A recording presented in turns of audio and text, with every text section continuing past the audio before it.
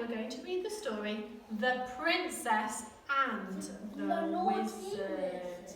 Is he a bit naughty in the story, do you think? He looks like he's a bit evil. He might be a little bit evil. And we'll find out, won't we, in this story. I like this story because it's really sparkly. There's lots of glitter. Okay. It's written by an author called Julia Donaldson. What other books does she write? Put your hand up if you know some other books that she writes. What does she write, Henry? Good boy, the Gruffalo, Sebby. Squash and Squeeze. Squash and the Squeeze, Lily. Stickman. Stickman, James. Smells and Smooth. The Smells and Smooths. I like that one, that's quite a new one. Okay, let's get started on The Princess and the Wizard. It was Princess Eliza's birthday. She was just blowing out the 7 candles on her cake when a wicked wizard flew down the chimney and into the room. "Why didn't you invite me to your party?" he thundered. "Because wicked wizards like turning people to stone," replied Princess Eliza. "So they do," said the wizard, and with a flick of his bony fingers, he turned the king, the queen, and all the party guests into stone. Even the dog. Then he laughed a horrible laugh and said to Princess Eliza, "They like capturing princesses too." Just then there was a whirring of wings, and in through the window flew the princess's fairy godmother. She was late for the party. When she saw what had happened, she waved her wand and said, "The princess may try 7 times to escape by changing her colour and changing her shape." The wizard just laughed his horrible laugh and said, "Changing her colour and changing her shape will never help Princess Eliza escape." Then he snapped his bony fingers again and turned the fairy godmother to stone. Even the dog. I didn't know that. The wizard whisked the princess up the chimney and carried her away to his tall, dark castle. He locked her into the cellar where she cried herself to sleep. The next day was Monday. The wizard unlocked the cellar door. He was holding the big red book which contained all his magic. "This is your first chance to escape," he said. "I shall count to 100 and then I shall come and find you." He opened his book, closed his eyes, and began to count. Princess Eliza ran outside. The moat of the castle shone blue under the blue sky. She jumped into the water and turned herself into a blue fish. 98, 99, 100. The wizard opened his eyes, looked in his magic book and read, "To find where Eliza is hiding from you, look in the moat for the fish that is blue." He fished Eliza out of the moat and took her to his kitchen, which was full of blue plates and pots and pans. They were all covered in dried up food.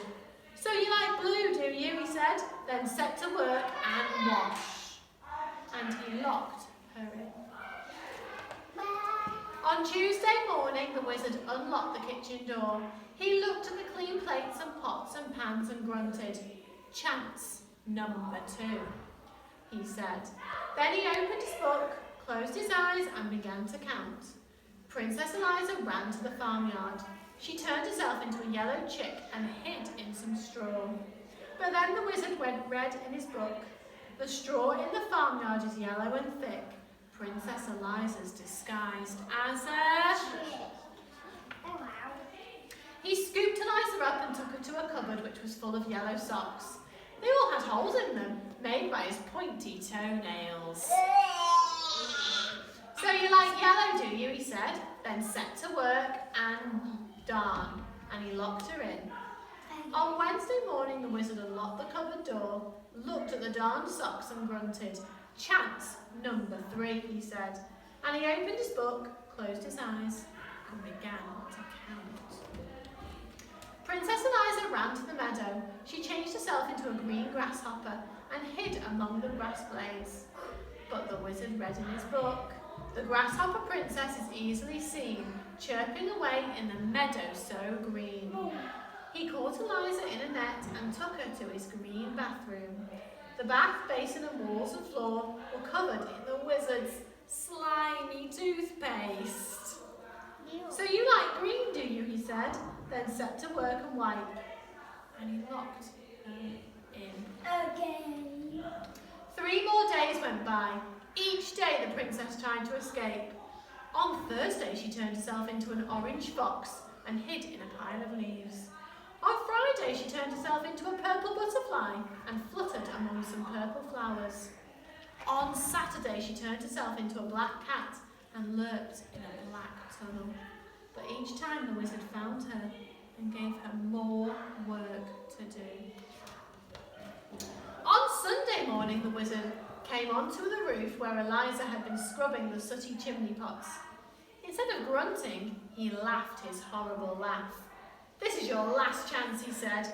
"If I catch you this time, you must stay and work with me for the rest of your life." Then he opened his book, closed his eyes, and began to count. Princess Eliza turned herself into a white gull and flew up into a cloud. But as she hovered above the roof where the wizard was still counting, she saw words forming on the page of his open book. "So that's how he finds me," she cried. "I shall never escape." Then she had an idea. She turned herself into a page of the wizard's book, a perfectly blank white page with no writing on it. Is he going to be able to find her now? No. 98, 99, 100. The wizard finished counting and began to read his book. The princess turned into a bird in the sky. She hid in a cloud, then had one more try. That was the end of the page. The wizard turned over to read more, but there was no more. The next page in his book was blank and white. He flew into a rage. "You stupid book," he shouted, and he hurled it into the moat. The book landed with a splash and sank to the bottom, and the wizard's magic was gone. At that moment in the palace, the king and queen and all the party guests came into life. "Where is Princess Eliza?" they asked each other. Nobody knew except the fairy godmother, and she only smiled and said nothing. Princess Eliza had turned herself from a white page into a blue fish and was swimming to the edge of the moat. She turned herself into a yellow chick and ran across the corn in the farmyard. She turned herself into a green grasshopper and hopped over the grass. She turned herself into an orange fox and raced through the orange leaves. She turned herself into a purple butterfly and fluttered over the purple flowers. She turned herself into a black cat and streaked through the black tunnel. Then she turned herself into a white bird and flew. With the cows. All the way back to the palace and in through the window. She perched at the chair on the tea table and changed herself back into a princess. The king and queen and all the party guests hugged her. Then Princess Eliza cut her birthday cake and everybody had a slice. Did you like that story? Yeah. That was over.